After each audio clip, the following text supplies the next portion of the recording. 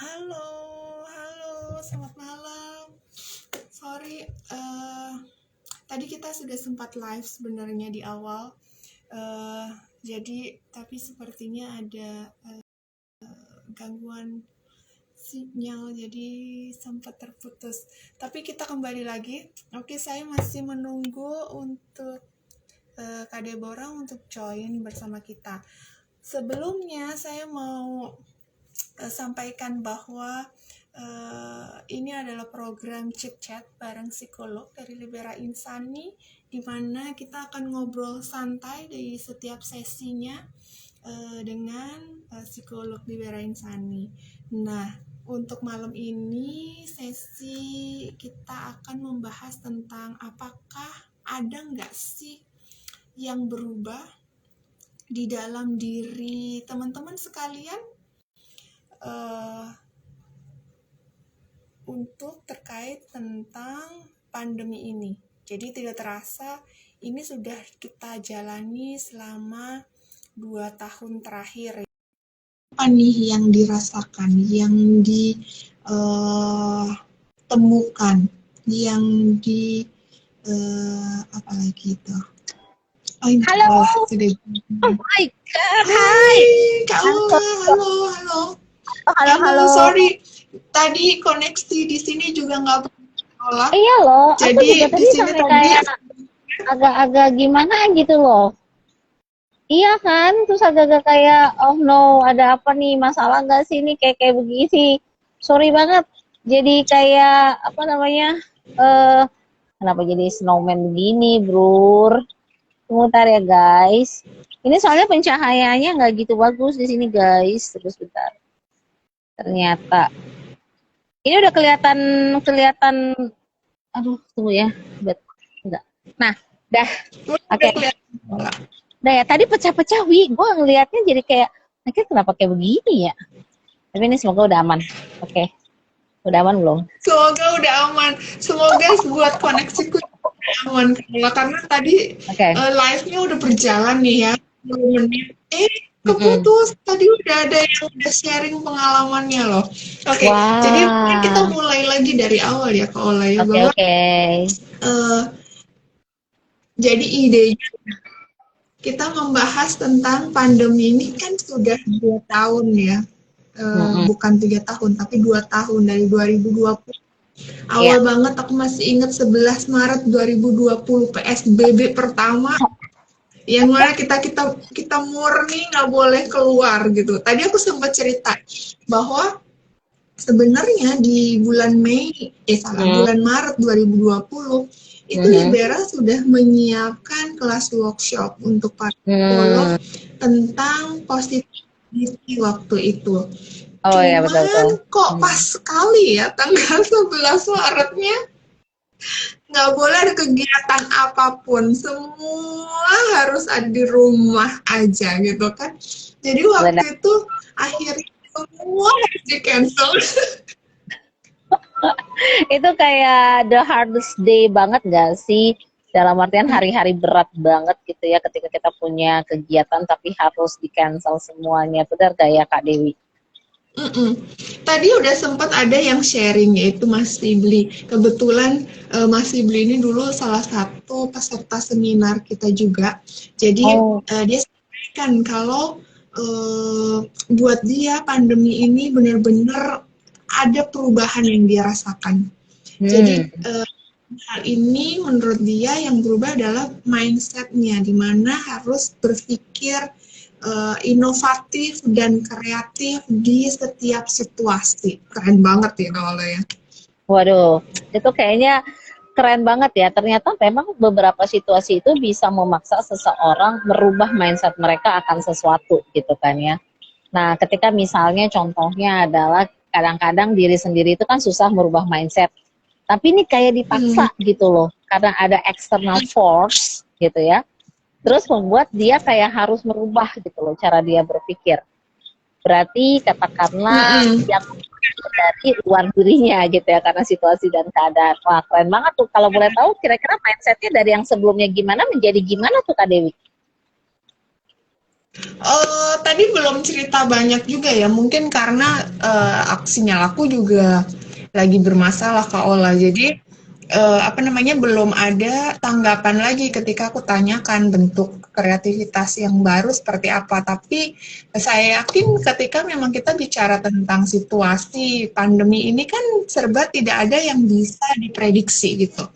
Semuanya berubah dengan cepat gitu. Yang mana kita harus dipaksa cepat pula untuk beradaptasi gitu kan Kak Ola. Jadi ya secara tidak langsung membuat kita harus berpikir lebih kreatif gitu kan dan kira-kira melihat peluang apa nih yang aku bisa lakukan di situasi saat ini gitu kan. Benar. Nah, mungkin pembicaraan kita saat ini kita fokuskan kepada misalnya usia-usia produktif gitu ya. Usia-usia kita lah saat ini gitu. Katakanlah usia-usia remaja sampai dengan dewasa awal dan dewasa tengah masih oke lah ya. Nah, kira-kira gitu ya, situasi dan kondisi pandemik yang sudah 2 tahun lebih nih ya kita alami, itu adakah merubah dari dirimu itu banyak halkah misalnya dari cara berpikir, dari berperilaku, dari berpenampilan, dari dalam hal berinteraksi dengan orang lain, itu kira-kira ada nggak sih perubahan yang signifikan gitu ya pada dirimu misalnya akibat dari pandemi ini? Nah, memang kan mungkin beberapa dari kita punya pengalaman ya, misalnya dari kondisi sebelum pandemi ke pandemik itu, misalnya perubahan dalam hal cara belajar. Misalnya dari offline, dari institut sekolah tempat kita misalnya sedang belajar gitu ya, jadi ke media online seperti itu. Iya, teknik pembelajarannya berbeda. Cuman, ada nggak itu mempengaruhi dirimu gitu loh. Dalam artian yang akhirnya kayak menjadi diri atau pribadi yang berbeda gitu dibandingkan yang sebelumnya. Nah, kita akan bahas hal-hal yang seperti itu, impact-nya ke dirimu sendiri dengan misalnya kondisi-kondisi yang memang berubah tadi. Dan apakah perubahannya itu sesuatu yang positif gitu ya? Atau jangan-jangan itu punya dampak-dampak tersendiri tuh buat dirimu gitu ya. Kadang-kadang bisa dipungkiri juga sih, ada beberapa dia seolah-olah juga kayak merasa asing gitu dengan dirinya situasi dan kondisi yang ada saat ini gitu. Kayak dia merasa ini kayaknya bukan saya banget, tapi saya harus begini gitu ya.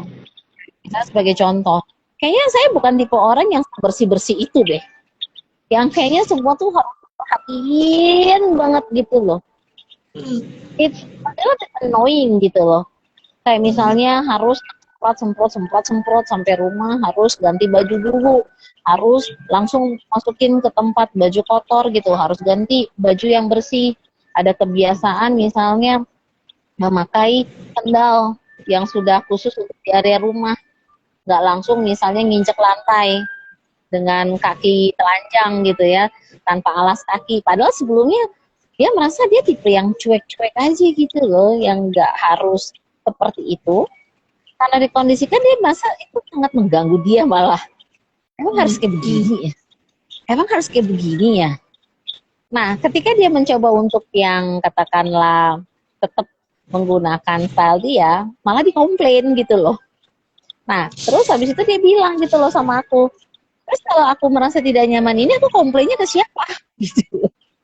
Maksudnya aku tuh komplainnya ke siapa? Ya, itu menarik juga gitu kan ya. Nah, aku tuh nggak nyaman seperti ini. Ini kan berarti perubahan yang memang dikondisikan gitu kan, tidak membuat dia merasa itu dirinya. Nah, waktu itu saya bertanya nih sama dia, ya udah, kalau misalnya kamu ingin menjadi diri kamu, gimana caranya? Gitu kan, dengan situasi yang harus kayak gitu. Dia jawab gini, Kak Dewi, simple. My room is my room. Jadi kamar saya itu ada aturan saya, Kak. Dia bilang gitu. Oh, oke. Jadi di situ saya bisa jadi diri saya, Kak. Saya nggak harus tuh pakai alas kaki gitu loh. Suka-suka saya aja gitu loh. Terus saya tuh nggak harus juga semprot-semprot tuh. Misalnya tempat tidur saya atau gimana gitu loh. Nah, ya udah, kalau udah berada dalam kamar, itu saya kayak menjadi ya saya sendiri gitu. Kalau keluar kamar udah deh tuh harus harus apa-apa tuh semprot. Terus habis itu jangan lupa pakai alas kakinya, cuci tangan dulu. Karena saya lagi nggak megang apa-apa loh kak, tapi harus cuci tangan. Akhirnya kadang-kadang ya kak ya, saya bawa aja makanan ke dalam kamar. Loh kok saya tahu, terus saya makan aja gitu. Kalau misalnya di meja makan, saya mau langsung gitu, tunggu cuci tangan dulu. Saya langsung kayak, kenapa sih harus kayak gini gitu. Nah, ini contoh sih kak, ada yang kayak gitu tuh curhatnya. Terus saya bilang, well, kadang-kadang ya kita perlu sih ruang di mana kita bisa menjadi diri kita sendiri. Ketika kita merasa perubahan yang seperti itu tuh bikin kita menjadi nggak nyaman, tapi memang harus dilakukan karena situasi pandemik saat ini. Nah, itu yang kadang-kadang perubahannya dilihat, iya ada perubahan, tapi bukan sesuatu yang menjadi dirinya banget. Nah, ada juga yang memang cerita yang kedua nih beda. Perubahan itu membuat dia bisa melihat versi terbaik dirinya. Wah ini kan amazing ya, gitu loh. Misalnya contohnya dia bilang, oh iya, kan ada yang namanya social distancing yang tadi Kak Dewi bilang. Bener sih, itu kan berarti terbatas ya. Tetapi kan waktu saya menjadi lebih banyak kan. Lalu kemudian explore tuh, karena dia juga bingung mau ngapain. Dia coba A, B, C, D, E. Akhirnya dia bilang sama saya, yang dia lakukan itu bisa menambah poin plus plus plus plus akan dirinya. Ternyata aku bisa ini ya. Ternyata aku bisa ini ya. Gitu. Oh ternyata hal yang aku pikir aku nggak bisa diapresiasi juga loh sama orang, bagus gitu. Nah akhirnya dia melihat kayaknya baru kali ini deh saya punya momen melihat versi terbaik diri saya ketika saya merasa punya banyak sekali waktu untuk mengeksplor diri saya. Nah so dia menjadi gitu kan versi terbaik dirinya dan dia merasa sangat nyaman dengan itu. Bahkan dia merasa kayaknya saya sudah menemukan deh jati diri saya, katanya gitu. Wah, berarti itu kan bagus ya kalau menurut saya. Sesuatu yang dia bisa lihat gitu ya dampaknya ke dia.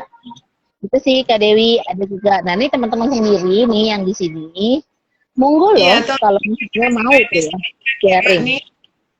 Sharing apa yang bisa di-sharingkan terkait kira-kira pandemi ini ada nggak sih yang merubah atau perubahan nih yang teman-teman sadari, yang temukan di dalam dirinya, atau bagaimana pandangannya selama 2 tahun terakhir ini gitu kan? Seperti yang tadi sudah diceritakan gitu, dimana ada yang melihat kok kayaknya aku merasa bukan jadi diriku lagi gitu. Kok kayaknya aku dipaksa jadi orang lain. Sementara ada juga orang lain yang merasa, wow, aku bisa menemukan diriku yang sebenarnya ternyata oke-nya di sini, ternyata potensiku begini gitu kan, itu keren banget yang itu ya. Kalau orang gimana Paula? Nih ya, kalau aku merasa mungkin yang tulis-tulis di kolom komen untuk akhirnya sharing pengalamannya bareng kita juga Kak Ola. Jadi aku mau dengar kira-kira. Benar-benar, aku setuju banget dengan Kak Dewi. Ayo dong teman-teman sharing sedikit. Kalau dirimu itu merasa nggak sih pandemik ini membawa perubahan ke dirimu? Itu perubahannya dalam hal apa? Dan bagaimana ya kamu menyikapinya? Kak Dewi kan nanya aku, nanti aku tanya balik juga ya ke dirimu ya Kak Dewi. Oke. Pandemik ini membawa perubahan apa ya buat diriku? Sebenarnya ada dua sih. Yang satu perubahannya positif, gitu. Yang satu perubahannya positif. Nah, positifnya di mana, gitu kan? Positifnya adalah aku belajar tentang high teknologi. Itu satu. Karena kayak harus dipaksa mengerti, gitu. Dengan semua yang tidak pernah aku sentuh sebelumnya. Aplikasi-aplikasi platform yang berbau digital. Itu satu. Sebenarnya aku orangnya agak sedikit konvensional. Jadi lebih suka ya yang biasa aja gitu loh. Nggak usah yang terlalu gimana-gimana. Ibaratnya kalau ngajar, ya lebih enak kan tatap muka, jalan gitu loh. Muter-muter di kelas gitu misalnya. Itu aku banget tuh. Terus harus dikondisikan hanya duduk gitu loh. hanya duduk statis gitu. Terus juga harus menggunakan yang namanya teknologi dengan semua perintilan. Share screen gimana ya? Terus ini kena gini gimana ya? Terus kalau mau bikin coretan-coretan di situ gimana ya? Itu berasa stressful banget loh, beneran deh. Buat saya pribadi ya, Kak Dewi. Itu kayaknya emosi jiwa. Itu, nah, tuh kayak begitu ya, gitu. Nah, di satu sisi berasa tahu bahwa, oke, ternyata asik juga. Nah, aku kan nggak pernah juga tuh dulu tuh gunain aplikasi kayak Canva gitu-gitu dan sejenisnya. Buset deh, males gitu loh. Yang tahu hanya PPT yang biasa-biasa aja, Kak Dewi. Nah, terus akhirnya dipaksakan bikin sesuatu yang menarik gitu. Terus habis itu bikin video-video singkat misalnya. Nah, itu adalah bahan yang bagus untuk aku.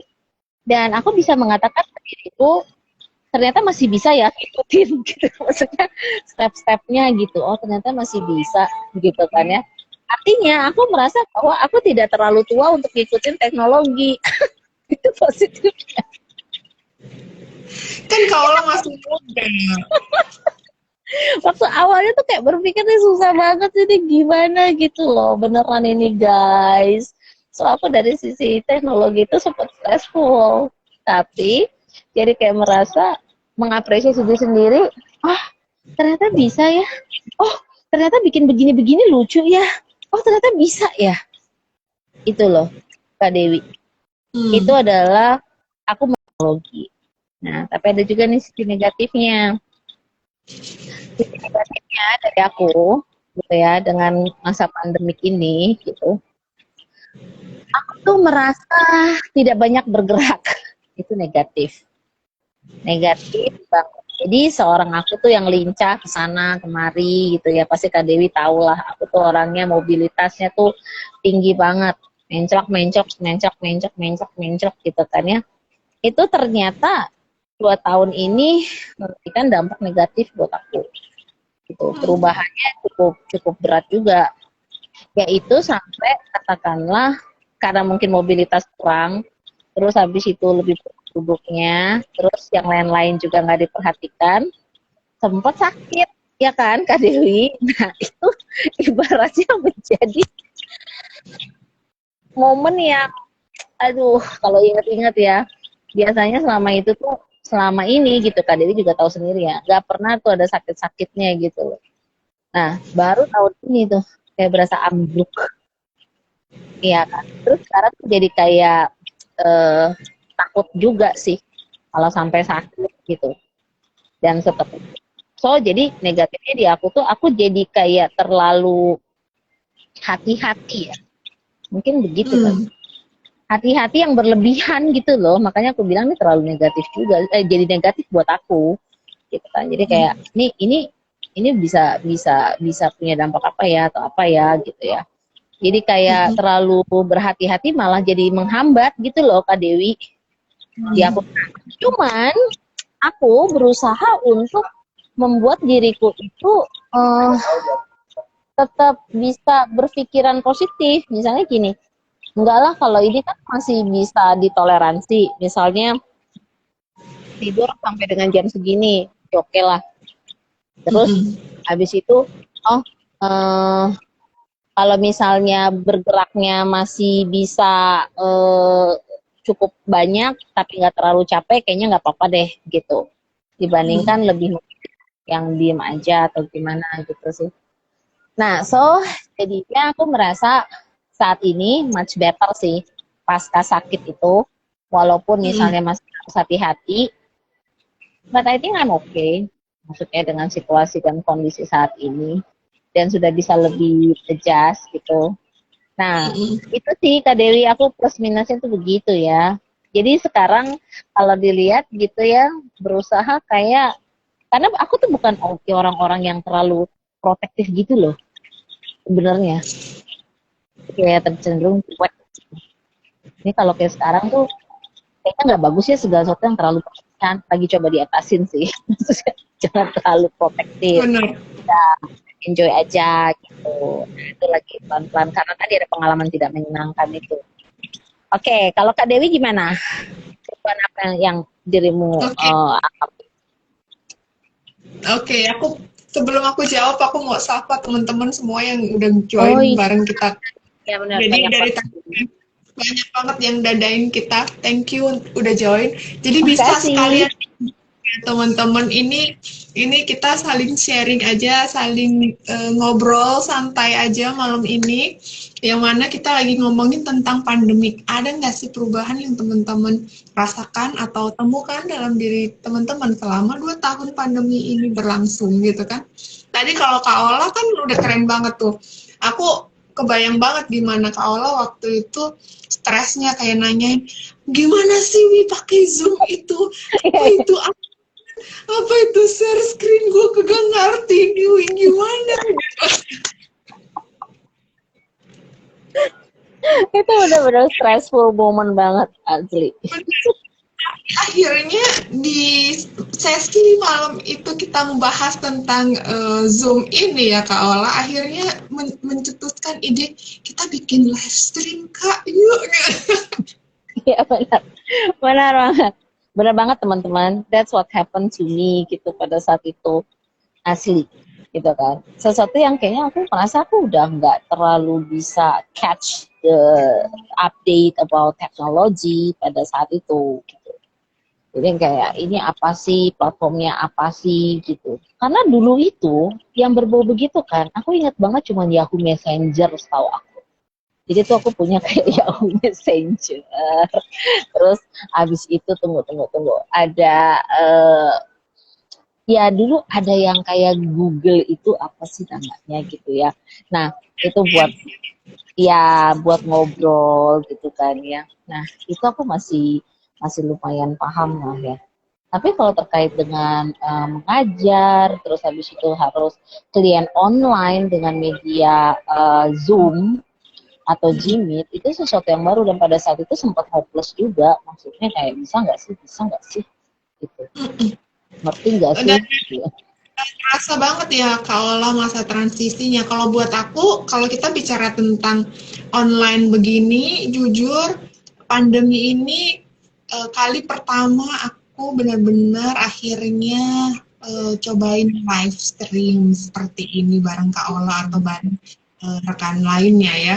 Tapi sebelumnya ditambah lagi kan Kak Ola tahu aku bukan orang yang suka tampil ya. jadi Benar. jadi tantangan besar sekali untuk aku untuk akhirnya oke, kita cobain live stream nih. Iya benar. Aku ingat banget itu. Hmm.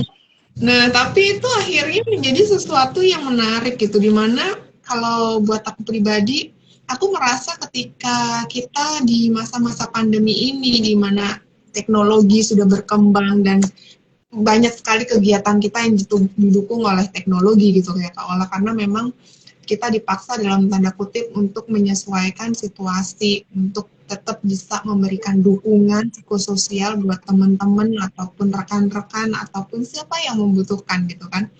Akhirnya kita harus beradaptasi juga dengan sesi-sesi online kan. Waktu itu memang terasa banget khususnya buat saya untuk akhirnya bisa menjalani itu karena kadang kan menjadi tuntutan bagi psikolog untuk bisa memahami bagaimana sih bisa menyelami ya emosi dari klien kita gitu, yang mana kita terbiasa ketemu muka ada di ruang yang sama, kita bisa benar-benar melihat dan memperhatikan ekspresi emosinya, bagaimana dia berpikir, perilaku yang tampak. Sementara itu kan hal yang susah sekali untuk akhirnya kita bisa dapatkan ketika sesinya online.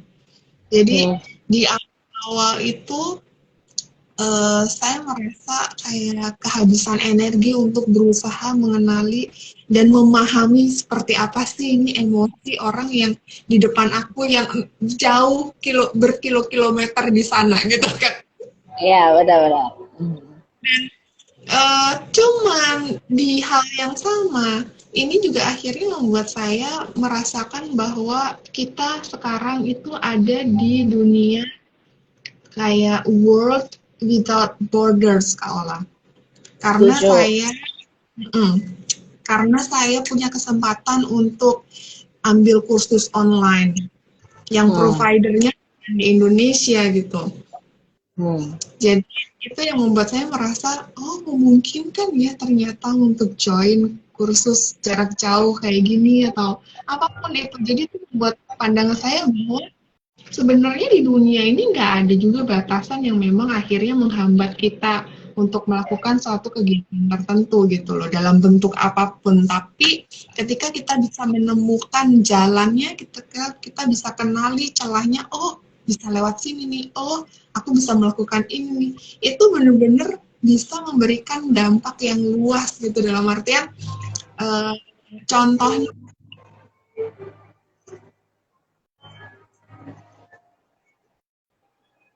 olah. Sorry, barusan ada telepon masuk. Saya sudah Mhm. kembali ya. Udah. Jadi kebetulan saya join yoga course Kak Ola. Oh. Organisasinya itu dari India. Jadi guru Mhm. saya orang yoga ini dan dimana akhirnya saya belajar banyak gitu bagaimana background tradisi yang akhirnya membuat yoga itu berkembang sampai saat ini Hmm. gitu. Itu satunya. Dan saya juga ambil kursus yang lain. Saya banyak ambil kursus online Kak Ola selama masa Nice. pandemi. Itu salah Oh, satunya aktif yoga. banget. Kemudian eh, kursus bahasa Perancis yang Mhm. kebetulan saya akhirnya ambil sertifikat DELF saya lumayan gitu kan. Wow, congratulations. Oke, nice. Sempat waktu itu saya coba-coba ya, pengen tahu Hmm. seperti apa sih UI UX design. Saya sempat coba. Cuman kayaknya saya nggak nyampe otaknya ini bahasanya apa, saya nggak ngerti.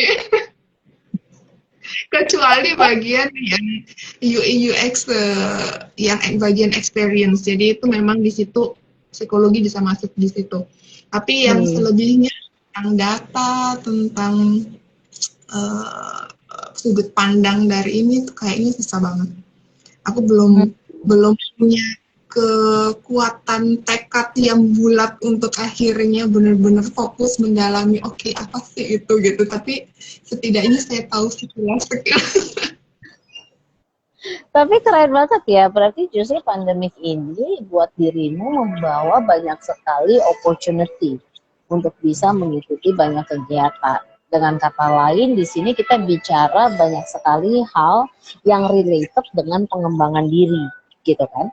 Yang bisa Hmm, saja membuat dirimu mengenali potensi, terus mampu meningkatkan kompetensi dirimu, itu keren banget sih, Kak Dewi. Mungkin banyak juga teman-teman yang melihat gitu ya pandemik ini sebagai opportunity untuk bisa belajar banyak hal tanpa terkendala oleh waktu gitu ya. hmm, Dalam artian juga bisa saja gurunya memang dari negara belahan mana gitu, terus kamu bisa hmm, ikuti. Gitu ya. Itu sesuatu yang katakanlah kalau tidak pandemi kita harus ke sana, hostnya bisa saja luar biasa gitu ya. Nah, saat hmm. ini bukan dimungkinkan. Keren banget gitu. Berarti Tapi pandemik ini bawa positif ya ke dirimu sejauh ini. ada juga negatifnya Kak Ola, karena Oh, oke. semua jadi sama kayak Kak Ola. Satu hari itu kayaknya bisa jalan 100 langkah itu kayaknya udah bagus. Benar. Jadi kayak sesuatu yang mobilitas itu menjadi langka gitu karena kita kebanyakan duduk aja ya. Berasa bangku itu ada labnya nggak sih ya? Oke. Nah, duduk aja sih Kak Ola, tapi karena memang waktu itu lokasi tempat tinggal saya kan memang terbatas gitu. Hmm. Eh, ya, jadi ya rutenya ya cuman dari titik A ke titik B, titik A ke titik B, titik A ke titik B, ya belok dikit ke C, belok dikit lagi ke D, yang cuma di situ-situ aja gitu. Berarti dirimu masih enak Kakak Dewi. gitu kan. Maksudnya masih bisa gitu loh, ketika pembatasan gitu kan ya, dan kita tahu misalnya mall waktu itu juga banyak banget yang ditutup dulu gitu loh. Terus habis itu tidak bisa juga katakanlah kalau orang sedang misalnya window shopping itu kan nggak bisa ya. Jadi cuma tahu katakanlah rumah sama ya kalau saat itu sih saya rumah kampus gitu kan. Nah, itu pun juga terasa dampaknya banget gitu loh, capeknya dan nggak banyak bergerak buat saya. Jadi dampak negatifnya itu adalah kalau aku boleh tambahin kerja aku sendiri itu penambahan berat badan signifikan.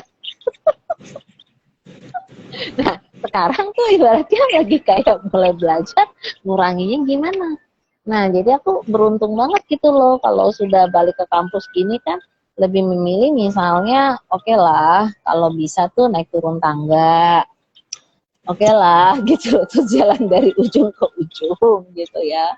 Nah, sambil misalnya cari keringat gitu-gitu. Nah, itu tadi karena tadi dampak negatifnya justru pas yang masuk rumah sakit itu kayak dideteksi panjang kali lebar sama dengan luas Kak Dewi gitu loh. Hasil labnya itu ibaratnya bintangnya banyak. Nah, itu kan menjadi sesuatu yang oh my gitu loh.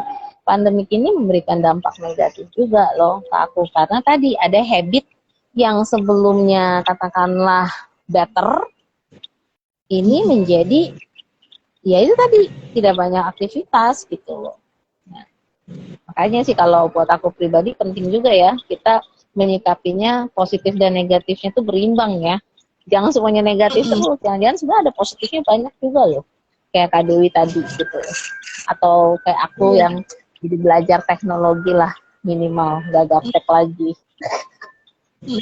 Cuman ya gitu maksudnya ya gini, maka itu kan mungkin buat beberapa orang apa namanya kayak gara-gara pandemi yang jarang bergerak akhirnya tubuh membengkak gitu. Sayangnya itu tidak saya. Oh, nah itu. Nah, teman-teman semua percaya apa enggak ya? Saya kenal Kak Dewi itu sudah tahunan. Dan saya nggak tahu apa rahasianya gitu ya. Konsananya begitu, mau pandemik nggak pandemik begitu aja gitu. Nah, itu aja yang paling berubah tuh ini rambutnya. Nah, kadang pendek, kadang Kak Dewi ya. Jangan tanya rahasia ke saya Kak Ola karena justru menyesatkan. Karena saya akan bilang rahasia saya adalah makan terus gitu. Ya. Memang setiap orang bisa saja punya metabolisme yang berbeda. Nah, jadi ini sebenarnya pandemik juga ngajarin aku juga sih. Itu harus tahu juga gitu ya, metabolisme tubuh kita tuh seperti apa gitu ya. Dengan keadaan yang mungkin terbatas gitu. Dalam artian pilihan tidak banyak. Gitu. Ini kita harus gimana? Bagus juga sih. Iya kan? Gimana? Tapi belum ada sih yang mau cerita di sini. Mungkin masih mau mendengarkan kita ya. Di sini dari tadi udah banyak banget yang join bareng kita. Ada yang stay, ada yang mungkin ada kegiatan lain Ada yang akhir. ya, teman-teman yang kegiatannya juga nggak apa-apa. Tadi udah mampir juga. Thank you banget. Thank you banget sudah mampir, menyempatkan untuk mampir, join bareng kita. Tapi yang stay di sini boleh dong dituliskan gimana sih pengalaman bagaimana sih dari teman rasakan gitu. Kira-kira ada nggak sih perubahan yang dikenali gitu? Kalau sekarang Kak Dewi gimana nih? Karena sudah mulai terima praktek offline nggak? Atau masih belum? Semuanya masih online? Memang sebagian besar masih online ya, cuman memang sudah ada beberapa yang memang meminta untuk ketemu offline gitu. Tapi sesuaikan aja bagaimana yang nyaman, karena itu kembali ke diri klien juga ya. Ketika memang kurang nyaman untuk ketemu face to face, akhirnya juga nggak optimal juga tentunya. Tapi mungkin Mungkin nggak sih Kak Dewi ada perasaan misalnya menjadi awkward gitu loh karena sudah terbiasa online, kemudian akan kembali lagi offline. Kira-kira ada nggak kemungkinan menjadi awkward sedikit gitu kan atau merasa perlu beradaptasi lagi atau gimana? Kira-kira menurut diri? Oke, kalau dari pengalaman aku sih nggak ada yang terasa awkward gitu, Pak. Kalau maksudnya eh, kebetulan kalau secara personality aku cukup fleksibel untuk akhirnya online ataupun offline gitu. Apalagi eh, waktu kita offline dulu kan pengalamannya juga lumayan panjang gitu. Terus kemudian justru agak apa namanya jet lag ya dalam tanda kutip jet lag itu waktu tiba-tiba berubah mendadak tuntutannya mendadak untuk berubah via online. Nah, itu yang waktu itu justru kaget gitu. Cuman ketika sekarang saya berusaha untuk menyesuaikan diri kembali dengan ritme online dan offline, nggak cukup nggak terlalu ada isu di situ. Yang jadi isu adalah saya harus kembali menyesuaikan diri dengan traffic di Jakarta, di mana kalau itu misalnya kita ada meeting kemana gitu kan, jadi kita harus menyesuaikan diri lagi dengan kita harus ukur waktu lagi nih kira-kira butuh berapa lama ya. Itu kayaknya persiapannya jadi lebih panjang gitu dibandingkan akhirnya misalnya meetingnya via Zoom gitu. Itu kan saya merasa itu jauh lebih simpel sekarang daripada saya harus datang ke tempat klien misalnya atau meeting ke kantor klien misalnya. Jadi ya tantangannya di situ ketika memang harus kembali offline itu di travel. Kayaknya merasakan hal yang sama sih. Jadi mungkin tipe kepribadiannya saya tuh cepat beradaptasi juga, gitu dalam artian tidak mengalami kesulitan sih. Dari online menjadi offline malah happy gitu, bisa ketemu sama klien secara tatap muka langsung atau dengan mahasiswa itu secara face to face. Karena kadang-kadang kalau via online pun mahasiswa suka malu-malu membuka kamera gitu. Jadi kadang-kadang saya justru waktu di awal-awal itu kayak merasa ngomong sendiri. Nah itu terus terang tidak nyaman banget gitu ya.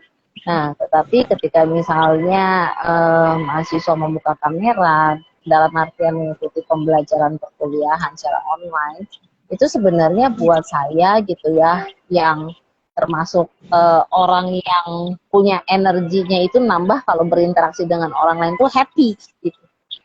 Tapi kalau semuanya penuh kamera, itu saya berasa ketarik energinya. Jadi yang tadinya bias tuh bisa jadi tiba-tiba gitu ya. Tidak seenergik itu. Karena nggak dapat energinya, orang saya liatin adalah cuma foto gitu kan ya, ataupun cuma nama. Ini kalau yang dilihatin foto biasanya gambar avatar bulat sama badan. Ya, kadang gitu. Nah itu justru menurut aku sih nggak awkward sama sekali, tetapi mungkin tantangannya itu adalah lebih kepada kebiasaan enaknya multitasking gitu loh. Dalam artian kadang-kadang di kondisi pandemik itu kayak dituntut kan harus yang cepet ya. Kadang-kadang meeting itu kita bisa gunakan beberapa device sekaligus gitu. Yang laptop untuk ini, yang handphone untuk itu gitu ya. Kadang-kadang itu bisa terselesaikan gitu ya dalam waktu yang bersamaan. Tapi saat ini udah nggak bisa gitu. Ini harus kayak kasih priority. Karena dengan kata lain kan harus ada mobilitas misalnya ke kampus gitu kan ya. Dan itu kan juga terbatas dari satu tempat ke tempat lain juga nggak bisa ibaratnya diambil dalam satu waktu momen yang sama gitu. Kalau misalnya masih meeting-meeting secara online itu kadang bisa mengambil momen yang sama, apalagi kalau kita posisinya hanya peserta gitu. Nah itu masih bisa, jadi ikut ini masih bisa gitu. Tapi kalau sekarang kayaknya memang harus bikin priority karena tadi sudah ada tuntutan kayak harus aktivitas ini bikin kita jadi kayaknya mungkin lebih sejahtera. Karena kalau misalnya pas online itu gitu kebanyakan hal justru kadang-kadang bisa bikin juga stres sendiri nggak sih? Dan juga merasa jam kerjanya makin panjang gitu loh. Kalau aku lebih ke ini Kak Ola, jadi lebih kayak eh, matanya lebih gampang capek ya, karena kan kita Ya. harus ada layar dalam waktu yang cukup panjang gitu. Mm-mm, Jadi mm-mm. memang secara teoritis itu memang harusnya ada batasan waktu berapa lama kita menghadap layar laptop, layar HP gitu. Dan memang efeknya memang kelelahan akibat menatap layar ini gitu. Jadi itu yang terasa sih kalau Tapi aku beruntung loh, selama 2,5 tahun lebih ya, hmm, ukuran kacamata aku tuh nggak nambah. Beruntungnya sih di situ, gitu. Ada ukur beberapa kaca temen aku tuh ukuran kacamatanya, lensanya gitu ya, itu minusnya nambah gitu loh.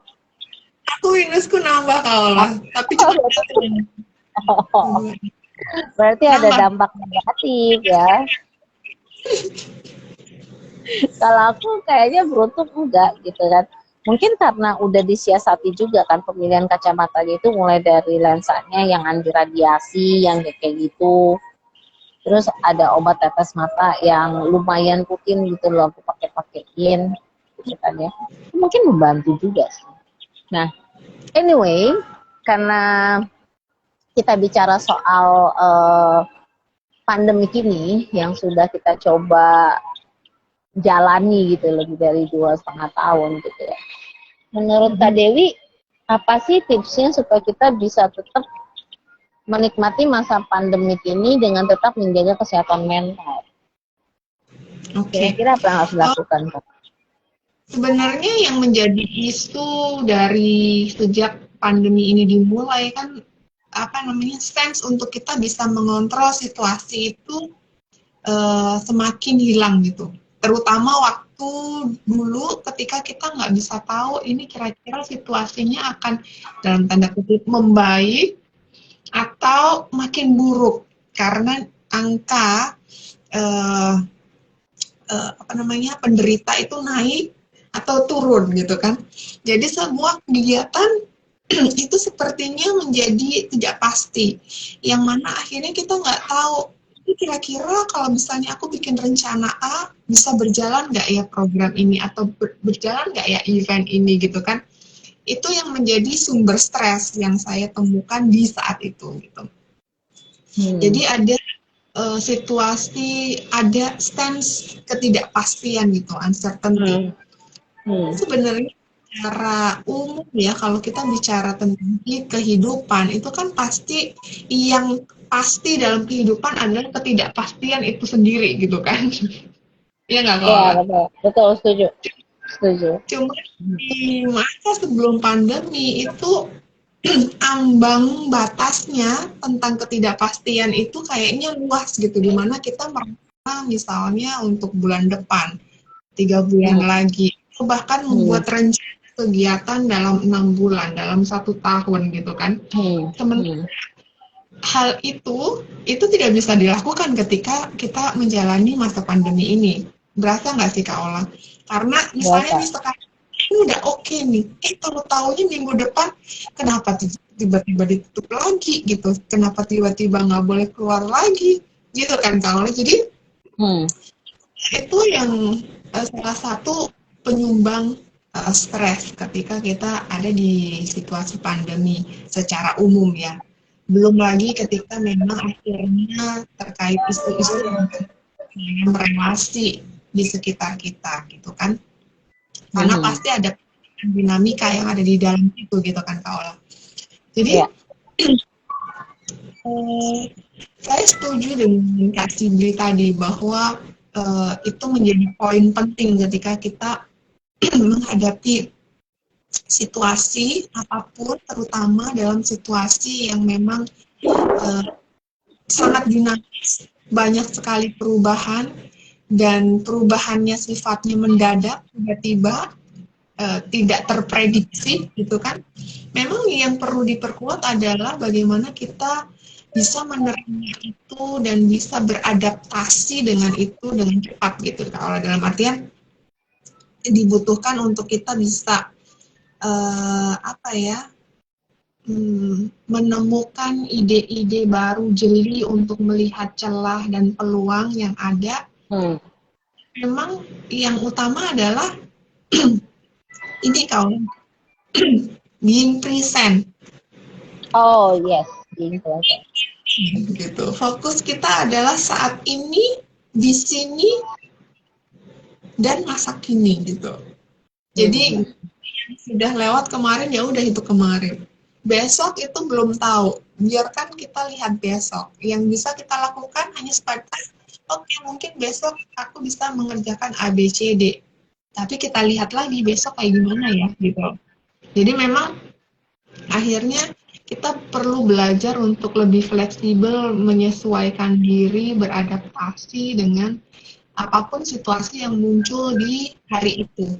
Gitu Kak Ola. Jadi, Keren banget. mindfulness itu menjadi poin penting ya. Jadi benar-benar being present.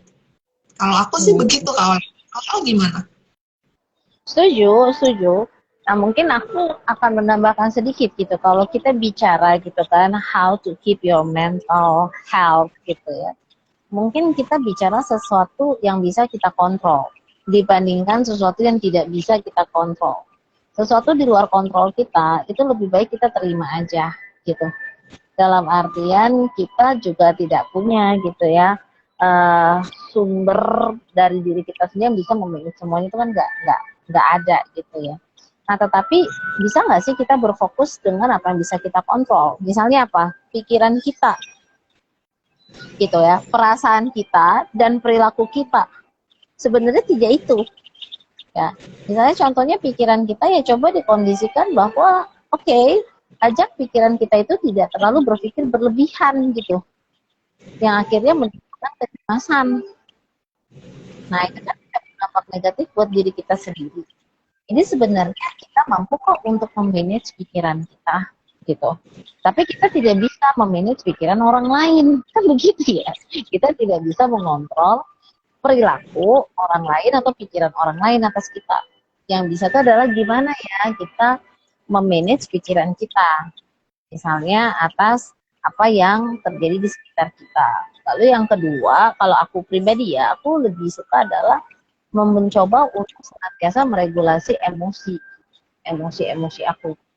Jadi perasaan-perasaan yang maunya negatif gitu ya, betulnya kalau kita mau itu dalam kontrol kita, tetapi kitanya mau nggak sih memanage emosi kita untuk bisa tetap katakanlah stabil, untuk tidak membuat kita akhirnya menjadi negatif, emosinya itu berlarut-larut kan gitu ya. Sama yang terakhir perilaku. Gitu. Nah, memang sih betul dalam artian kita berespon itu karena ada sesuatu gitu ya yang men-trigger kita. Tetapi kalau kita mau melihat gitu kan, apa yang men-trigger kita itu dalam konteks yang tepat ataupun sesuai gitu ya, maka sebenarnya kita bisa memanage perilaku kita gitu ya agar juga sesuai dan tidak katakanlah destruktif buat diri kita sendiri ataupun orang lain. So just fokus gitu ya pada hal-hal yang memang bisa kamu kontrol sih. Apalagi di tengah situasi saat ini, setuju gitu, satu hal yang pasti itu adalah ketidakpastian dan perubahan. Udah cuma itu aja sih gitu loh, nggak ada yang lain gitu kan, cuma itu aja. Nah, Lagi Kak Ola yang Kak Ola. apa tuh? Yaitu kita harus tetap bisa fokus untuk taking care of ourselves gitu. Itu penting banget. Nah, itu bagian dari yang tadi, sesuatu yang bisa kita kontrol ini, ya memang salah satunya bagaimana kita mencoba untuk mencintai diri kita, self love gitu. Ya kan? Karena kalau kita cenderung lebih kepada mencintai orang lain tapi lupa mencintai diri sendiri, itu juga bisa berdampak loh pada kondisi kesehatan mental kita. Kita peduli sama orang lain gitu ya. Nah, memperhatikan orang lain sebegitunya gitu. Tapi kita lupa gitu loh. Melihat diri kita sendiri, kebutuhannya apa, keinginan kita apa, terus diri kita tuh melakukannya tuh kayak gimana. Nah, berangkat dari diri kita sendiri, memperlakukan diri sendiri itu gimana gitu. Iya kan? Nah, itu penting banget guys. Itu malah bisa meningkatkan yang namanya protective factor kita loh, menghadapi begitu banyak ketidakpastian, uncertain di sekitar kita. Tapi Menurut emang benar banget sih, kita nggak bisa berekspektasi untuk mengontrol yang di luar kontrol kita. Yang mana benar, yang bisa kita kontrol memang benar apapun yang ada di dalam diri kita dan murni yang ada di dalam diri kita aja. Bagaimana kita berpikir, bagaimana kita mengarahkan emosi kita, bagaimana kita bisa mengelola emosi kita. Makanya untuk akhirnya bisa merawat diri ya. Jadi merawat diri ini bagian dari self love, self care ini ya kita bisa perlu kenali kira-kira diri kita butuh apa sih saat ini gitu kan. Karena fokus kita kan di saat ini aja dulu gitu. Oh, aku lagi butuh istirahat, istirahat. Oh, aku butuh makan yang bernutrisi, berarti kita perlu mencukupi nutrisi diri kita. Oh, aku perlu lebih sehat dengan berolahraga, berarti kita perlu olahraga. Oh, berarti aku perlu untuk misalnya mengenali diri emosiku dan meregulasi emosiku, berarti kita perlu untuk akhirnya mengenali apa sih yang kita rasakan sekarang. Kita lagi sedih nih misalnya, tentang apa sih sedih itu gitu kan ya Kola. Kira-kira ya apa sih yang bisa dilakukan untuk akhirnya sedih ini tidak berlarut-larut. Bukan berarti dari sedih kita harus happy, enggak juga, bukan begitu, tapi kita kenali dulu sedihnya tentang apa, kita bisa ngapain untuk sedih ini, yang kita butuhkan apa untuk sedih ini, akhirnya sedih itu menjadi terpenuhi gitu kebutuhannya. Gitu nggak sih Kak Ola? bener banget. So it's okay to be not okay. Jangan toxic positivity gitu loh. Segala sesuatu itu perlu dinikmati. Kalau lagi sedih, ya nggak juga harus langsung happy kali, ya nggak? Kita tuh coba untuk menikmati dulu gitu. Terus kita juga bisa rilis emosi kita gitu kan ya. Terus kita tidak membandingkan diri kita dengan orang lain. Nah, kita kenali emosi kita. Because we are just human being gitu. Nah, jadi kalau bisa ya memang prinsip-prinsip gitu ya, self care, self love ke diri sendiri gitu ya, dan coba untuk mengenali apa yang dirasakan, mengidentifikasi emosi gitu khususnya, itu adalah sesuatu yang penting loh, penting banget gitu. Nah, kadang-kadang coba deh tanyakan ke diri sendiri, seberapa sudah kita mengabaikan diri kita sendiri, dan kita lebih berfokus untuk membuat orang lain memperhatikan kita gitu. Tapi kita lupa gitu ya untuk memperhatikan diri kita sendiri. Jangan-jangan udah kelamaan guys. Nah ini perlu untuk restart lagi gitu kan ya. Nah itu penting banget gitu. Bahwa kasih waktulah untuk dirimu sendiri. Ya kan? Kalau tangki emosimu itu minimalis gitu ya. Ya coba cinta orang lain dulu deh. Perhatian, afeksi, kasih sayang orang lain.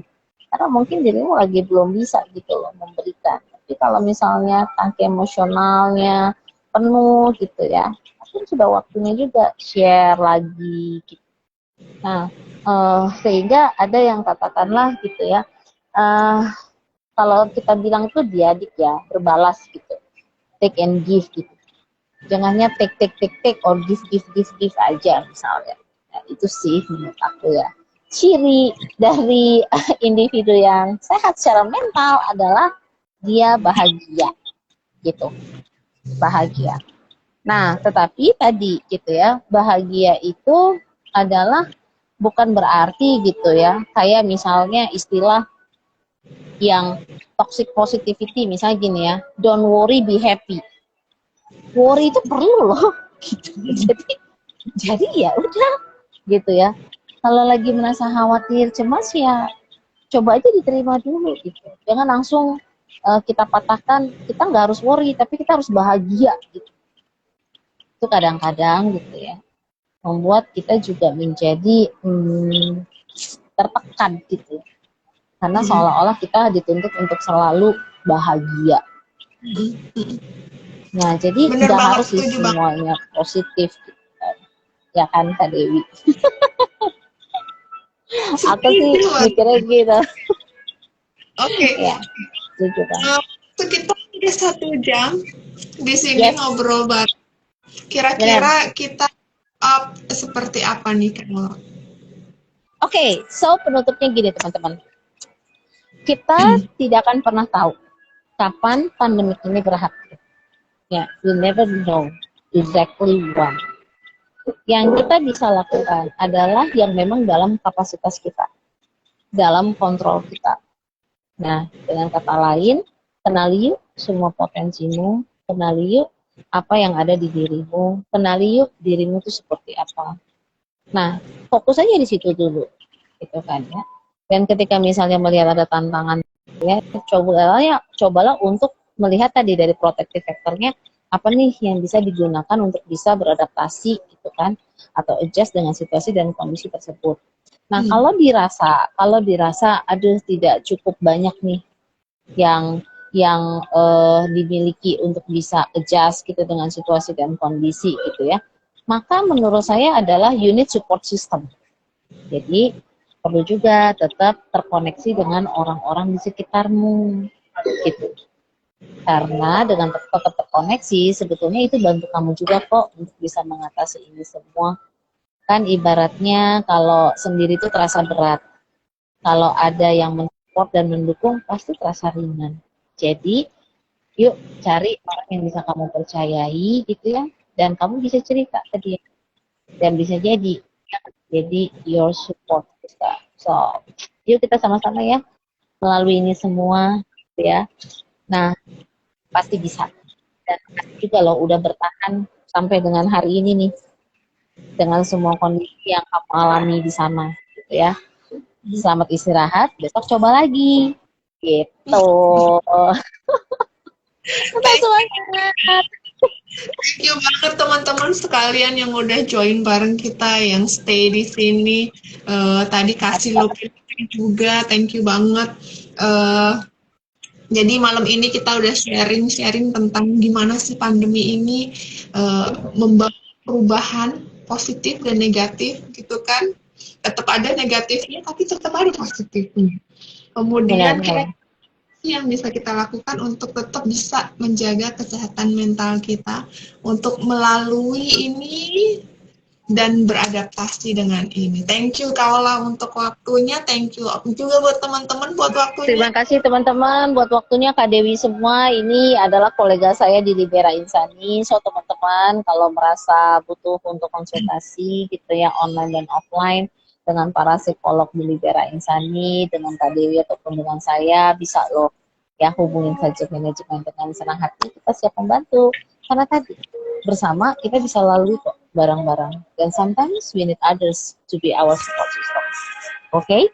Thank you semuanya. Selamat malam. Salam sehat Kak Dewi. Sampai kita ketemu lagi ya. Bye-bye. Thank you. Bye.